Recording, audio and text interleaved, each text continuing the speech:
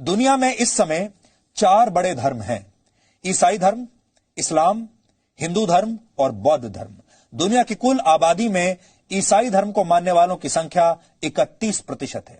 इस्लाम को मानने वालों की संख्या 25% है, यानी इस्लाम दूसरा सबसे बड़ा धर्म है पूरी दुनिया में। और हिंदू धर्म को मानने वालों की संख्या करीब 15% है। बौद्ध धर्म को मानने वाले 7% हैं और 7% लोग अन्य धर्मों को मानने वाले हैं, जबकि 15% ऐसे लोग हैं जो किसी धर्म में विश्वास नहीं रखते। ये पूरी दुनिया का ब्रेकअप है आपके सामने। पूरी दुनिया में कितने लोग किस धर्म को मानते हैं, क्योंकि इस समय अब दुनिया में एक धर्म युद्ध चल रहा है। पहले नंबर पर ईसाई धर्म है, दूसरे नंबर पर इस्लाम है। इस्लाम लगभग 25% लोग मानते हैं और अगर आप हिंदू धर्म को देखें तो 15.2% लोग हिंदू धर्म को मानने वाले हैं। दुनिया में इस समय करीब 57 देश ऐसे हैं जहां इस्लाम को मानने वाले बहुसंख्यक हैं। 57 देश। इन देशों में करीब 200 करोड़ मुसलमान रहते हैं। इनमें से बहुत कम देश ऐसे हैं जहां लोकतंत्र है, लेकिन इन देशों में ये लोकतंत्र भी अलग अलग कई रूपों में बहुत कमजोर है। जहां लोकतंत्र है भी वहां भी बहुत कमजोर लोकतंत्र है। फिलहाल दुनिया में ऐसा कोई मुस्लिम देश नहीं जो पूरी तरह से 100% लोकतांत्रिक हो। मलेशिया और इंडोनेशिया लोकतांत्रिक देश जरूर हैं, लेकिन वहां भी कट्टर इस्लाम की जड़ें बहुत मजबूत हैं और लोकतंत्र ठीक ढंग से काम नहीं कर रहा। फ्लॉड डेमोक्रेसी उसे कहते हैं। पाकिस्तान, टर्की और बांग्लादेश और नाइजीरिया जैसे देशों में जो लोकतंत्र है उसे आप इस्लामिक राज और लोकतंत्र का मिश्रण कह सकते हैं। इसे हाइब्रिड डेमोक्रेसी कहते हैं। जबकि इमरान खान में एक तरह से, जबकि अगर आप ईरान की बात करें तो ईरान में एक तरह से तानाशाही है। इराक और लीबिया जैसे इस्लामिक देशों में कठपुतली सरकारें हैं। कई देशों में इस्लाम की कट्टर विचारधारा को माना जाता है। उदाहरण के लिए सऊदी अरब में आज भी अदालतें शरिया कानून के हिसाब से ही फैसले सुनाती हैं। सऊदी अरब में सिर कलम करके सजा देने का आज भी प्रावधान है।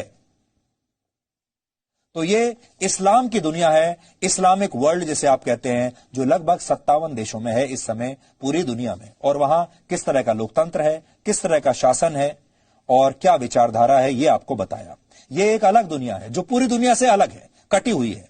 यूरोप की बात की जाए तो आबादी के हिसाब से सबसे ज्यादा मुसलमान अभी फ्रांस में रहते हैं, जहां मुसलमानों की आबादी 9% है। इसीलिए फ्रांस में यह सब हो रहा है। 8% मुस्लिम आबादी के साथ ऑस्ट्रिया दूसरे नंबर पर है। 8% लोग ऑस्ट्रिया में इस धर्म के हैं। अब ऑस्ट्रिया में भी ऐसे हमले होने लगे हैं। और 6% मुस्लिम आबादी के साथ ब्रिटेन तीसरे नंबर पर है।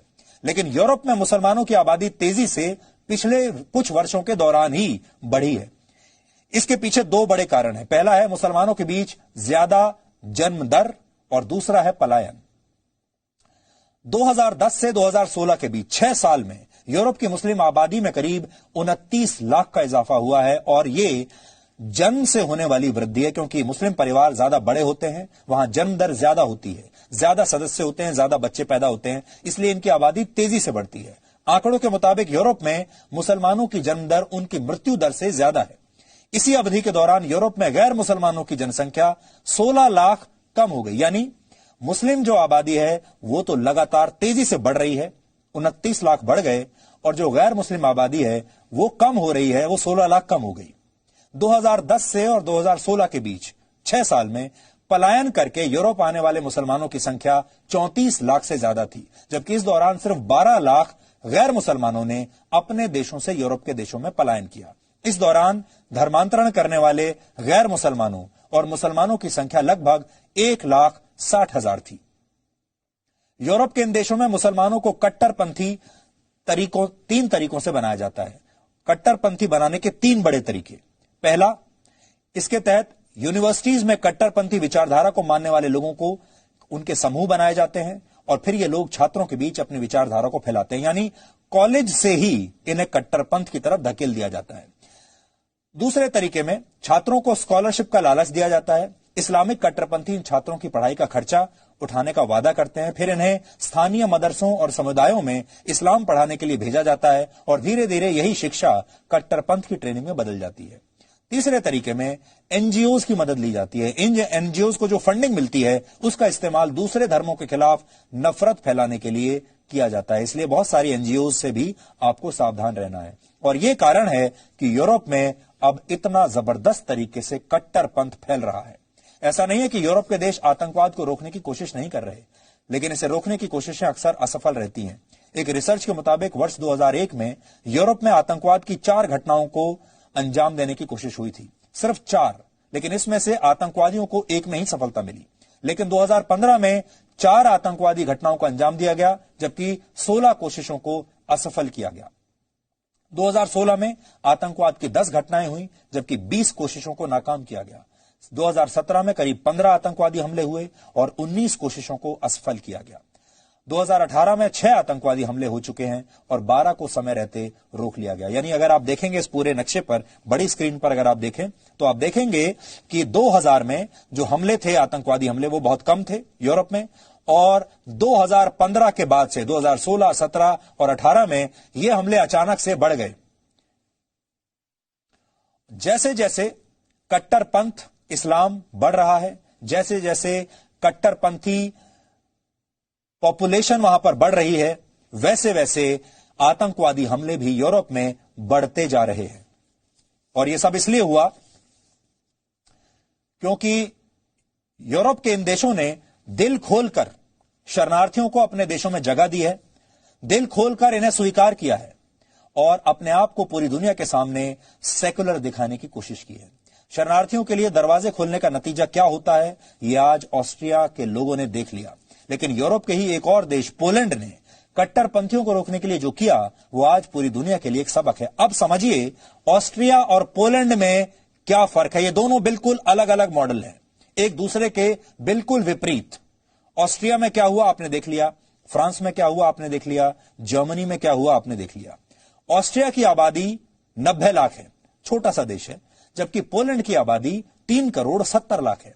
लेकिन आप हैरान रह जाएंगे कि ऑस्ट्रिया की आबादी में मुसलमानों की हिस्सेदारी करीब 8% है, यानी वहां बड़ी हिस्सेदारी है मुस्लिम आबादी की 8%, जबकि पोलैंड में मुसलमानों की आबादी सिर्फ 0.1% है, नेग्लिजिबल। ऐसा नहीं कि यूरोप के बाकी देशों ने पोलैंड पर शरणार्थियों को शरण देने का दबाव नहीं बनाया था, पूरा दबाव था। लेकिन जहां एक तरफ ऑस्ट्रिया ने दिल खोलकर मध्य एशिया से आए शरणार्थियों का स्वागत किया, उन्हें अपने नागरिकों को मिलने वाले ज्यादातर अधिकार दे दिए, वहां रहने की जगह दी, अच्छा जीवन दिया, रहने के लिए छत दी, और इन लोगों ने बदले में आतंकवाद दिया। वहीं पोलैंड ने एक भी इस्लामिक शरणार्थी को अपने देश में जगह नहीं दी। उसने साफ इनकार कर दिया, हम किसी को अपने यहां जगह नहीं देंगे। इसका नतीजा यह हुआ कि पोलैंड में हाल के वर्षों में आतंकवाद की कोई घटना नहीं हुई है, बिल्कुल शांति है वहां। कुछ समय पहले जब पोलैंड के एक सांसद से एक न्यूज चैनल पर डिबेट के दौरान यह सवाल पूछा गया कि क्या उनकी पार्टी इस्लामिक देशों से आने वाले शरणार्थियों के साथ भेदभाव नहीं कर रही, तो वहां के सांसद ने साफ किया था कि उनके देश ने यूक्रेन से आए 20 लाख शरणार्थियों को अपने यहां जगह दी है, लेकिन हम अपने यहां एक भी कट्टरपंथी मुसलमान को शरण नहीं देंगे। यानी यूक्रेन से आए लोगों को तो रख लिया, लेकिन और कहीं से नहीं, क्योंकि लोगों ने उनकी सरकार को इसलिए चुना है, चाहे दुनिया उन्हें रंगभेदी कहे, चाहे राष्ट्रवादी कहे, लेकिन हम अपने देश के लोगों से किया गया वादा नहीं भुला सकते, क्योंकि देश के लोगों ने हमें इसलिए चुना है कि हम शरणार्थियों को आने नहीं देंगे। कुछ इस्लामिक देश ऐसे हैं जो जिहाद जैसी कट्टरपंथी विचारधारा को खुलकर समर्थन देते हैं और इसे खुलकर बढ़ावा देते हैं धर्म के नाम पर। हैरानी की बात यह है कि इनमें से कई देशों में जिहाद के नाम पर मुसलमान ही मुसलमानों को मार रहे हैं, क्योंकि जिहाद को अक्सर ये कहा जाता है, ये लोग धर्म के नाम पर जब करते हैं, कि इस्लाम को बचाने के लिए हो रहा है, इस्लाम को प्रमोट करने के लिए हो रहा है। लेकिन कई बार इसमें आपने यह भी नोट किया होगा कि मुसलमान ही मुसलमानों को मार रहे हैं। उदाहरण के लिए इराक, सीरिया और ईरान जैसे देशों में मुसलमान ही मुसलमानों से लड़ रहे हैं आपस में। इतना ही नहीं, पूरी दुनिया में इस्लाम का इस समय किसी ना किसी धर्म या किसी ना किसी जाति के साथ युद्ध चल रहा है। आप दुनिया के किसी भी क्षेत्र में, किसी भी एरिया में चले जाइए, वहां इस्लाम का कहीं ना कहीं युद्ध किसी ना किसी के साथ चल रहा है। कट्टरपंथी मुसलमान पहला निशाना उन मुसलमानों को बना रहे हैं जो इस्लाम में सुधार के पक्षधर हैं। यानी इस्लाम में भी दो तरह के लोग हैं, वो आपस में एक दूसरे से लड़ रहे हैं। एक प्रोग्रेसिव लोग हैं जो अमन और शांति से रहना चाहते हैं, और एक वो लोग हैं जो कट्टरपंथी हैं। तो ये लोग आपस में लड़ रहे हैं। इस समय शिया और सुन्नियों के बीच में लड़ाई चल रही है। वहाबी और सलाफी मुसलमानों के बीच युद्ध हो रहे हैं। ईसाईयत और इस्लाम के बीच युद्ध चल रहा है। म्यांमार और थाईलैंड जैसे देशों में मुसलमान वहां बौद्ध धर्म को मानने वालों से लड़ रहे हैं। बांग्लादेश और पाकिस्तान जैसे देशों में हिंदुओं से लड़ रहे हैं और फिलिस्तीन में मुसलमानों की जंग यहूदियों से हो रही है। इसलिए हर जगह कहीं ना कहीं जंग चल रही है। दुनिया में सभी धर्मों का राजनीतिकरण हुआ है, लेकिन इनमें सबसे ज्यादा इस्लाम धर्म का राजनीतिकरण हुआ है। यानी इस्लाम के साथ राजनीति को जोड़ दिया गया है। और अब इतने जो हमने आपको नेताओं के नाम बताए हैं, ये सारे नेता अब अपनी राजनीति को चमकाने के लिए धर्म का इस्तेमाल कर रहे हैं। यानी धर्म और राजनीति अब मिल गए हैं। ज्यादातर इस्लामिक देशों में रहने वाले लोग अपनी सरकार का विरोध नहीं कर पाते, कर भी नहीं सकते, क्योंकि वहां लोकतंत्र नहीं है, मानव अधिकार नहीं है। लेकिन जब इन देशों में रहने वाले लोग यूरोप या अमेरिका में शरणार्थी बनकर जाते हैं तो अचानक इन्हें पूरी आजादी मिल जाती है और ये लोग वहां अपने धार्मिक नियमों के मुताबिक रहना चाहते हैं। वहां पर इन्हें पूरी आजादी चाहिए। दुनिया के हर एक देश की मुस्लिम आबादी को कुछ देशों के नेता मुस्लिम राष्ट्रवाद के फॉर्मूले से एक साथ लाना चाहते हैं। फ्रांस के खिलाफ टर्की ने ऐसा ही करने की कोशिश की। एक मुस्लिम राष्ट्रवाद का नया कॉन्सेप्ट दिया जा रहा है। हालांकि अक्सर मुस्लिम देश या तो आपस में ही युद्ध करते हैं या फिर जंग शुरू होने पर दूसरे मुस्लिम देशों का साथ नहीं देते हैं। पश्चिम एशिया के कई मुस्लिम देश दुनिया के सबसे अमीर देशों में हैं। एक मुस्लिम देश एशिया और अफ्रीका के गरीब देशों में पैसा भेजकर वहां के मुसलमानों को भड़काते हैं। और अगर मुसलमानों की दूसरे धर्मों के साथ ये लड़ाई ऐसे ही चलती रही तो जल्द ही दुनिया की अर्थव्यवस्था में एक बहुत बड़ा परिवर्तन दिखाई दे सकता है।